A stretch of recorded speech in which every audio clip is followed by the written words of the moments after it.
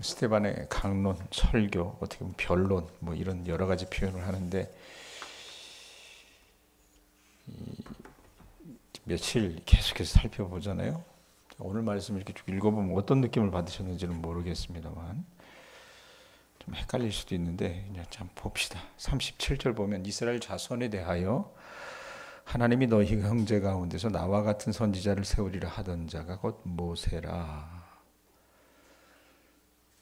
어제 제가 여러분들과 말씀을 나누면서 이스라엘 백성들에게 있어서 다윗, 솔로몬, 엘리야보다 더 큰 영향력을 끼친 사람이 모세라 그랬습니다.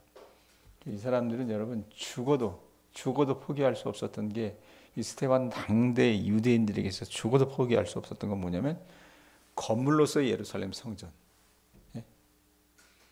그리고 모세가 준 그 율법은요 죽어도 포기할 수 없었어요. 근데 이걸 가지고 자꾸 문제를 제기하니까 거짓으로 이 스데반을 고소했던 것이고 그것 가지고 지금 스데반이 이 재판을 받는데 지금 37절에 보면 이스라엘 자손에 대하여 하나님이 너희 형제 가운데서 나와 같은 선지자를 세우리라 하던 자가 곧 이 모세라. 모세는 여러분 홀로 구원 경륜을 다 감당한 인물이 아니라 오히려 이 말씀을 가지고 보면 자신의 뒤에 이 모세와 같은 한 선지자가 구원사의 경륜을 이어갈 것이라고 그렇게 말한 인물이라는 얘기입니다. 어제 제가 여러분 모세를 이야기하면서 유대인들의 생각에 모세만큼 큰 영향력을 끼친 지도자는 없었다고 했습니다. 자, 그런데 스데반은 그들이 이렇게 떠받들고 있었던 모세마저도 어떻게 해요? 하나님의 구원 역사 속에서 보면 그저 구원의 역사의 한 몫을 감당했을 뿐이지 구원 역사를 결정적으로 이루시고 완성하시는 분은 모세 뒤에 나타날 오늘 말씀에 있었던 것처럼 나와 같은 선지자. 그게 누구예요? 나사렛 예수님이란 얘기입니다. 그걸 이야기해요. 그렇다고 해서 여러분 스데반이 모세를 인정 안 하는 건 아닙니다. 말씀해 보면 스데반은요 시내산 그 여호와 하나님의 그 총회에서 천사와 하나님과 함께 있었던 이 영적 지도자인 모세의 특별한 지위를 인정합니다. 그래서 생명의 말씀을 받아서 이스라엘 후손에게 전해준 바로 그 중보자 역할을 모세가 감당했다는 것도 인정을 해요. 문제는 모세가 아니라 여러분 오늘 말씀 쭉 보면서 혹시 여러분들이 눈치가 있어가지고 말씀을 잘 파악하신다면 이스라엘 백성들의 그 조상들과 스데반 당대 유대인들이었습니다. 39절 보세요. 뭐라고 얘기합니까? 39절 보면 우리 조상들이 뭐 했대요? 거기 보면 모세에게 복종했답니까? 복종하지 아니하고자 하여 거절하며 그 마음이 도리어 애굽으로 향했다라는 표현을 합니다. 이 이스라엘 백성들의 조상들이요, 이거 다 알잖아. 이 사람들은 다 알아요. 우린 잘 언뜻 알지만 이 사람들은 다 알고 있는 얘기예요. 귀에 못이 그냥 박히도록 다 알고 있는 얘기입니다. 자기들의 조상이 모세에게 복종하지 않고 어떻게 하든지 어떻습니까? 애굽에서 빼냈는데 다시 애굽으로 돌아가려고 하는 거예요. 그러니까 스데반은 모세를 공격하거나 율법을 공격한 거 아니라 스데반이 하고자 했던 얘기는 뭐였냐면 이 모세의 그 큰 가르침을 이들이 보고도요. 그 가르침을 받고도요. 불복종한 이스라엘 조상들의 불순종을 어떻게 해요? 지금 지적하고 있는 거라고 말입니다. 자, 근데 여러분 이건 어떤 것과 맥을 같이 합니까? 여러분 이제는 씨는 못 속인다는 표현이 있잖아요. 우리말이에요. 그대로 그 조상들이 하던 짓들을 어떻게 합니까? 수백 년 지나서 이 이스라엘의 후손들이 했던 거예요. 어떻게 했습니까? 나사렛 예수를 통해서 전해주신 그 하나님의 말씀을 거절해버리고 배척한 것과 맥을 같이 한다는 얘기입니다. 그러니까 그 불순종을 재반복하고 앉아 있었던 거예요. 그래서 40절에서 41절 보면 다시 조상들 얘기해요. 이 조상들이 어떻게 했습니까? 결정적인 그 죄악들이 이 광야 속에서 나타나잖아요. 어떻게 합니까? 40절에 보면 눈이 따라가 주세요. 아론더러 이르되 우리를 인도할 신들을 우리를 위하여 만들라. 애굽 땅에서 우리를 인도하던 이 모세는 어떻게 되었는지 알지 못하노라 하고 그때에 그들이 송아지를 만들어 그 우상 앞에 제사하며 자기 손으로 만든 것을 기뻐하더니. 자, 애굽에서 빼냈어요. 그런데 애굽에서 빼낸 그 백성이 다시 애굽으로 돌아가려고 했습니다. 애굽에서 빼내신 이유는 뭐예요? 하나님께서 아브라함에게 약속하셨던 가나안 땅을 그 자손들에게 주려고 애굽에서 빼내신 거예요. 그랬는데 그 약속의 땅으로 이끌으시라는 하나님과 모세에 대항해서 이들이 어떻게 합니까? 다시 애굽으로 돌아가겠다고 하는 겁니다. 그래서 모세가 시내산에서 여러분 어떤 일이 있어요? 율법을 받으러 올라가잖아요. 40일 낮밤을 하나님과 같이 씨름하면서 그 백성들에게 가르쳐야 될 그 율법, 십계명을 받았는데 어떻게 합니까? 이들이 모세가 하나님과 함께 있으면서 십계명을 받고 있을 때 그거 못 참았습니다. 그래서 아론을 위협하죠. 이인자인 아론을 위협해가지고 야, 하나님을 대신할 형상을 만들어. 그래서 금송아지 형상을 만들어 숭배했던 장본인들이 누구예요?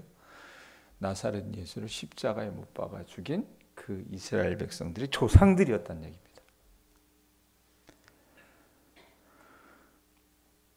그러면서 음란한 우상을 만들어 가지고 제사를, 이 축제를 벌였던 이 사람들이 했던 말이 여러분 거기 보면 40절 뒷부분에 뭐라고 얘기합니까? 우리를 인도하던 이 모세는 어떻게 되었는지 알지 못하노라.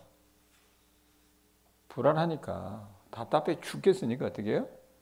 그 하나님 보이지 하나님 믿는 것도 버겁고 힘드니까 당장 눈에 보이는 뭐를 만들어 달라고 아론을 협박을 했습니다. 그리고 그 결과로 금송아지 우상을 만들어서 그 앞에서 음란한 제사를 드렸다는 얘기입니다.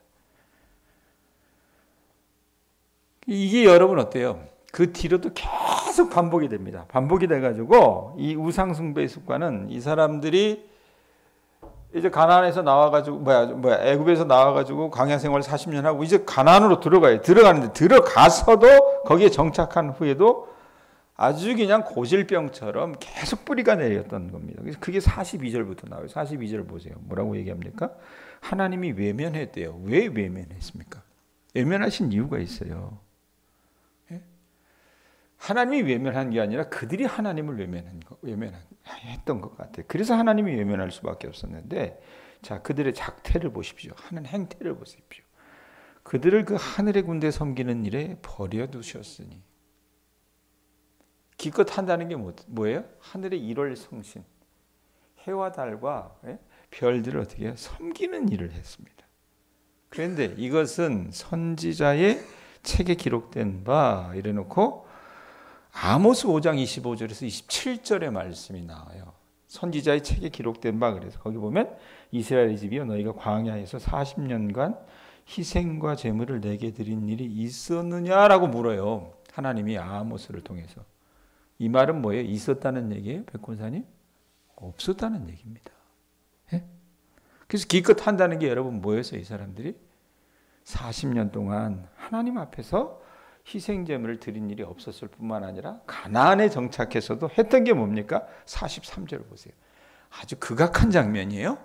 우리는 이해하지 못할 말들을 지금 해요. 거기 보면 뭐라고 얘기합니까? 몰록의 장막과 신 레판의 별을 받들었으며 이것은 너희가 절하고자 하여 만든 형상이로다. 내가 너희를 바벨론으로 옮기리라 함과 같으니라. 자, 몰록의 장막과 레판의 별, 이게 뭘까? 이 사람이 만든 거잖아요. 거기 보면 너희가 절하고자 하여 만든 형상이로다. 이렇게 얘기하는데 대표적으로 여러분 이 몰록의 장막과 레판의 별은 뭐냐면 인신제사, 사람을 잡아 죽여가지고요. 가져다 바치는 거예요. 이 짓을 했습니다. 이 짓을. 하나님이 여러분 구원하셨고 하나님이 약속의 땅을 주셨던 그 선물을 받은 이스라엘 백성들이요. 그 가나안 종족들의 우상을 여러분 탐닉하고 그러면서 결국에는 이 짓을 했던 얘기예요. 그래서 비극적인 여러분 파국을 맞죠. 그렇게 하니까 어떻게 해요? 절하고자 만든 형상이로다 그래 놓고 43절 뒷부분에 보면 뭐라고 얘기해? 하나님이 내가 너희를 바벨론 밖으로 옮기리라 함과 같으니라. 그렇게 우상 숭배하다 어떻게 됩니까? 이 남유다와 북이스라엘이 멸망합니다. 공동체 성경 읽기 혹시 여러분들 계속 읽으세요? 어제 본문이 이 북이스라엘의 멸망에 관한 이야기였어요.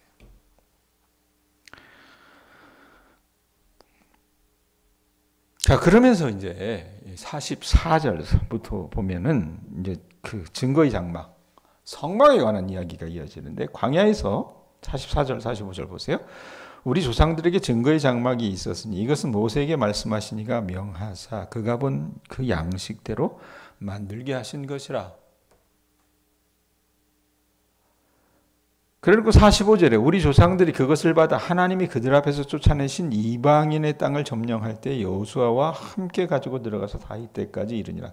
성막, 뭐 장막, 회막, 뭐 이런 표현들이 있잖아요.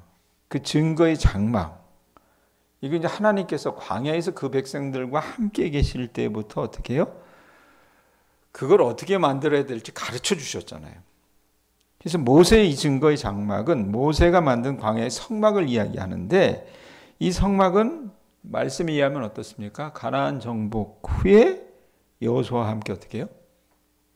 실로라고 하는 땅에 가서 그 성서 거룩한 곳에 모셔졌다가 이후에 이 다윗 지대 어떻게 예루살렘에 모셔진 이동 성전이라고 생각하시면 돼요. 그냥. 자, 그런데 다윗이 여러분 그 자기는 궁에 살고 하나님의 성전, 하나님을 모시는 여러분 그 성막은 어떻게 해요? 그냥 텐트로 쳐 있으니까 그게 애달봤잖아요. 애달버서 어떻게 합니까? 46절에 보세요. 다윗이 하나님 앞에서 은혜를 받아 야곱의 집을 위하여 하나님의 처소를 준비하게 하여 달라고 하더니 그 소망을 하나님 앞에 다시 기도하잖아요. 예? 그러고 나서 여러분 하나님께서 그 뜻을 이루시죠. 누구 때에? 솔로몬 때. 그래서 47절 보세요. 솔로몬이 그를 위하여 누구 집을 지었어요? 하나님의 집, 성전을 지었다라는 얘기입니다. 자, 그런데 이 이스라엘 백성들이, 스데반 당대 이스라엘 백성들이 이 스데반을 고발했다 그랬어요. 거짓 증인들을 가지고. 고발한 이유가 여러분 두 가지라고 그랬습니다. 성전과 모세의 율법을 어떻게 해요? 참칭했다라는 얘기입니다. 이 모세의 율법을 모독했다라는 얘기를 하는 건데, 그렇게 다윗을 통해서 그다음에 솔로몬을 통해서 그렇게 건물로 지어졌던 그 성전도 여러분 어떻습니까? 이들이 거기에 목숨을 걸었어요. 이스라엘 조상들이, 이 당대의 여러분 유대인들이. 근데 여러분 그거 나쁜 건 아니라고 얘기합니다. 좋긴 좋지만 중요한 건 뭐냐면 성전 자체를 신성시하면 안 됐습니다. 근데 그걸 신성시했어요. 성전 자체를 신성시하는 일이나 앞에서 봤던 아론의 어떤 금송아지 숭배했던 그 사건들, 이런 것들은 여러분 맥을 같이 한다는 얘기라고 이 스데반이 얘기하고 있는 거라고 말입니다. 자, 그러면서 48절에서 50절에 뭐라고 얘기해요? 자, 그렇게 건물로 만들어놓은 그 성전에 하나님이 계시대요, 계시지 않대요? 48절 보세요. 뭐라고 얘기합니까? 그러나 이래요. 그러나 지극히 높으신 이는 손으로 지으신 곳이 어디예요? 성전 아니에요, 성전. 예? 그 성전에 계시대요, 계시지 아니한대요? 계시지 않다고 얘기합니다. 그러면서 선지자가 말한 바, 이거 이사야 6장 22절의 말씀을 인용한 건데, 주께서 이르시되, 왜 하나님께서 여러분 그렇게 애쓰고 수고해서 사람들이 만들어 놓은 그 성전에 계시지 않느냐? 이유가 뭡니까? 자, 하나님의 속성 때문에 그렇습니다. 하나님은 어떤 분이세요? 거기 보면 선지자가 말한 바 49절 뭐라고 얘기합니까? 주께서 이르시되, 하늘은 나의 보좌요 땅은 나의 발등상이니 너희가 나를 위하여 무슨 집을 짓겠으며. 우리 하나님이 여러분 이렇게 크신 분인데, 무소부재하신 분인데 어떻게 하나님을 거물 속에다 가둘 수 있겠냐는 얘기입니다. 나의 안식할 처소가 어디냐? 이 모든 것이 다 내 손으로 지은 것이 아니냐 함과 같으니라. 인간의 손으로 여러분 만들어 놓은 그 성전에 하나님은 갇혀 계시는 존재가 아니라는 얘기입니다. 하늘을 보좌로 삼고 땅을 발등상 삼아서 우주와 천체를 다스리시는 대왕이신 하나님이 어떻게 사람이 만들어 놓은 그 몇 평 안 되는 그 집에 거하실 수 있겠으며, 설령 그런 건물을 지어 놓는다고 한들 애썼죠. 만들어 놓는다고. 그렇게 한들 어떻습니까? 하나님이 거기에 안식할 수 없다는 얘기입니다. 아무리 화려한 솔로몬의 성전이라 하더라도, 또 지금 이 스데반 당대는 헤롯 성전이라고 얘기하죠. 솔로몬 성전이 부서졌잖아요. 나중에 남유다가 멸망하면서. 그리고 이 성전들을 여러 번 다시 이렇게 회복하려고 하는, 건축하려고 하는 그런 운동들이 있었어요. 그리고 스데반 당대에는 이 헤롯 임금이 헤롯 성전이라고 하는 것을 지었습니다. 이게 한 46년째 짓고 있었어요. 그것들이라 해도 어떻게 하나님을 그 안에 가둘 수 없다는 얘기입니다. 모셔드릴 수 없다는 얘기입니다. 왜? 하늘과 땅 모두가 하나님의 피조물로 하나님을 능히 그 안으로 모셔드리지 못하는데, 하물며 사람의 손으로 지은 여러분 그 몇 평 안 되는 건물에 하나님이 거주하실 수 있겠느냐라고 스데반이 어떻게 해요? 이야기를 하는 거예요. 그러면 어떻습니까? 지금 예루살렘 종교 당국자들에게서 중요한 건 뭐예요? 성전이에요, 성전. 이거 이렇게 중요한데 어떻게 해요? 예언서 말씀을 가져다가 뚝 얘기하면서요. 야, 지극히 높으신 이는 손으로 지으신 곳에 계시지 않아. 하나님은 이런 분이야. 얘기하니까 어떻습니까? 자기네들이 스데반을 고발했는데 어떻게 역으로 공격을 당하는 거예요. 화딱지가 나죠, 이놈들이. 예? 자, 그러면서 이 사람들의 여러분 그 마음을 스데반이 어떻게 합니까? 완전히 훑어내요. 51절 보세요. 51절부터 53절 보면 뭐라고 얘기합니까? 51절 한번 같이 읽어보세요. 읽습니다. 시작. 목이 곧고 마음과 귀에 할례를 받지 못한 사람들아, 너희도 너희 조상과 같이 항상 뭐한대요? 성령을 거스르는도다. 그러면서 이 조상들이 어떻게 했어요, 여러분? 52절 보세요. 너희 조상들이 선지자들 중에 누구를 박해하지 아니하였느냐? 의인이 오시리라 예고한 자들을 그들이 죽였고, 이제 너희는 그 의인을 잡아준 자여 살인한 자가 되나니 너희는 천사가 전한 율법을 받고도 지키지 아니하였도다 하니라. 이렇게 얘기를. 스데반 여러분, 이제껏 이 사람이 계속 설교하면서 지적했듯이 이스라엘 조상들의 망령된 행실을 어때요? 집어넣게 못 준다고요? 후손들도 그런 그 행실을 어떻게 해요? 계속 반복을 한 거예요. 계속. 똑같이. 이 불순종한 세대, 곧 목이 곧고 마음과 귀에 할례를 받지 못한 사람들이라고 스데반이 아예 딱 그렇게 지명을 해요. 이들은요, 그들의 조상들처럼 항상 말씀해 보면 뭐라고 얘기합니까? 항상! 가끔도 아니에요. 남면숙 권사님, 백재인 권사님, 허집사님, 가끔도 아니에요. 그게 뭐라 그래요? 항상 누구를 거스린대요? 성령을 거스리느니라. 항상 하는 짓이 항상 성령을 거스린다 그래.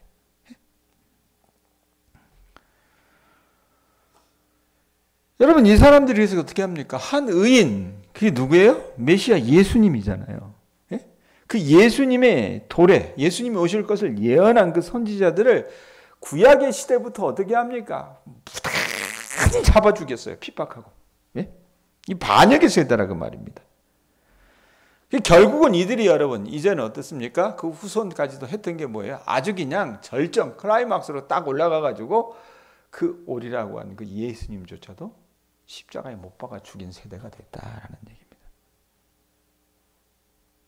자, 그렇게 보면 어떻게 해요? 스데반이 설교하면서 결국 예수님을 죽이고 주님의 교회를 대적하고 박해하는 사람들이 누구입니까? 유대인이라는 얘기예요. 유대인. 이들이 정말 극악하고 폐역하고 불순종한 무리라고 설교를 하면서요, 이게 선포를 하고 있는 거예요. 자, 근데 여러분, 이 말씀 이제 한번 좀 정리해 봅시다. 생각을 해보세요.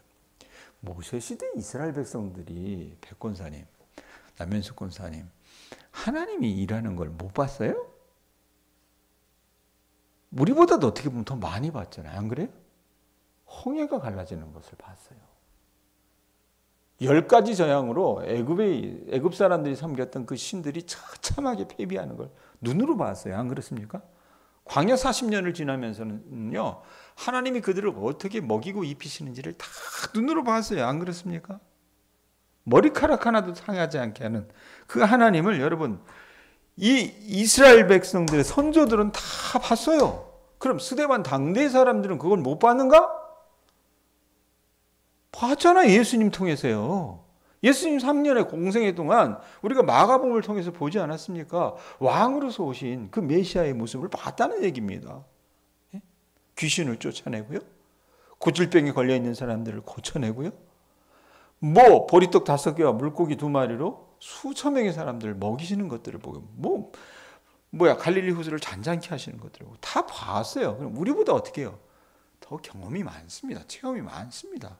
자, 그럼에도 불구하고 여러분 말씀해 보면 어떻게 해요? 그거 보고서도 목이 곧고 마음과 귀 할례를 받지 못한 사람들아.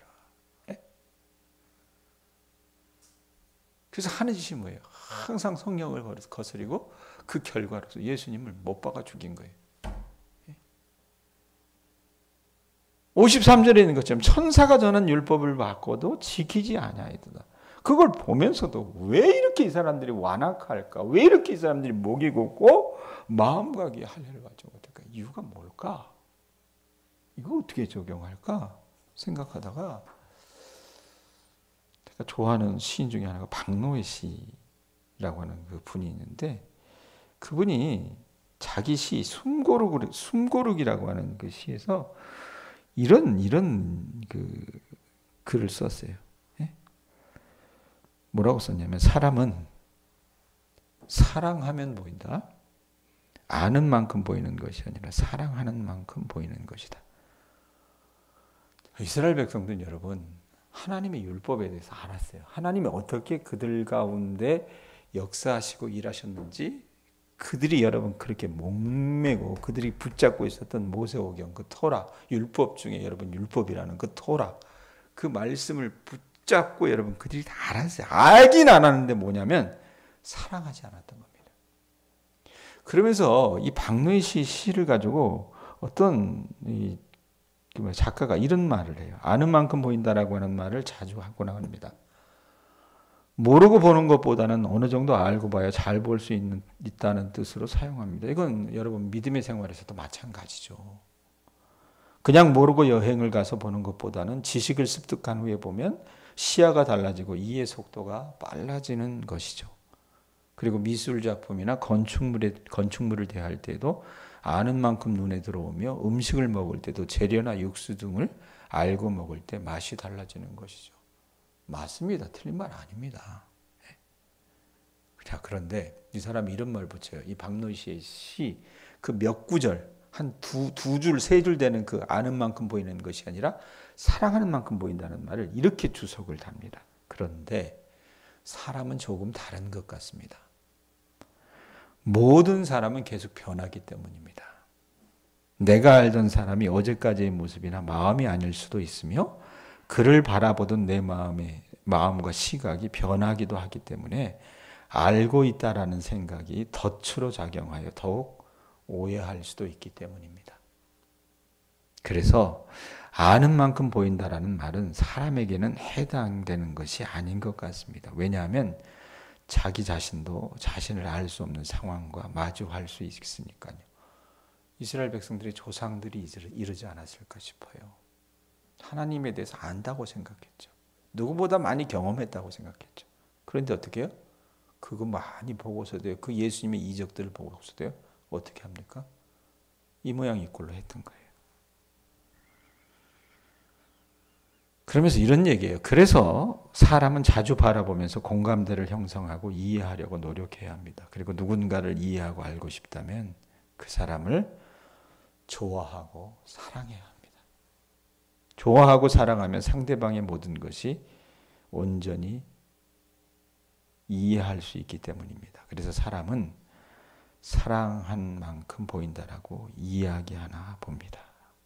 이 표현에서. 이거 왜 제가 여러분 알아듣도 못할 이 시에 대한 주석을 읽어드리냐면 정리하는데요. 여러분, 하나님에 대해서 우리가 알려고 힘씁니다. 애씁니다. 나쁜 거 아니에요. 좋습니다. 그거 좋은 거예요. 근데 그게 어떻게 해요? 이스라엘 백성들도 그랬어요. 근데 그게 그 아는 것에서 그치면 그 지식이 여러분 나를 잡는 게 되잖아요. 그 지식이 어땠습니까? 나중에 말씀해 보면 하나님을 때려잡는 것이 돼버려요. 그래서 중요한 게 뭡니까? 우리가 신앙생활하면서 이 새벽에 하나님의 말씀을 듣고 기도하는 우리 교우들이 해야 될 건 뭐냐면, 아는 것도 중요하지만 하나님을 정말 사랑하는, 내 예수 그리스도를 사랑할 줄 아는 그런 주님의 자녀들이 되셨으면 좋겠습니다. 그러면요 예수님을 죽이지는 않을 거예요. 예수님을 십자가에 못 박지는 않는다고 말입니다. 이 사람들은요, 스데반 당대의 사람들, 성전에 대해서도 목숨 걸고 모세 율법에 대해서 잘 알았던 사람들이지만 그들은요, 죄송스럽지만 하나님을 사랑하는 사람들이 아니었습니다. 오늘날 이 시대에도 이렇게 강단에서 말씀을 전하는 목사라 하여도, 하나님의 말씀을 듣는 교인들이라 하여도, 새벽까지 나올 정도면 얼마나 믿음이 대단해요. 그렇다 하여도 여러분, 그들이 하나님을 사랑하지 않는다면 여러분, 얼마든지 우리 입에서, 얼마든지 우리의 손을 통해서 수많은 작은 예수들을 죽여나갈 수 있다는 겁니다. 그러기에 저나 여러분이나 무엇보다도 하나님을 깊이 사랑하는 주님의 자녀들 되실 수 있기를 바라고, 그러면서 우리 하나님을 직접 눈으로 볼 수 있는 그런 은혜를 얻어나가실 수 있기를 축원드립니다. 기도하겠습니다.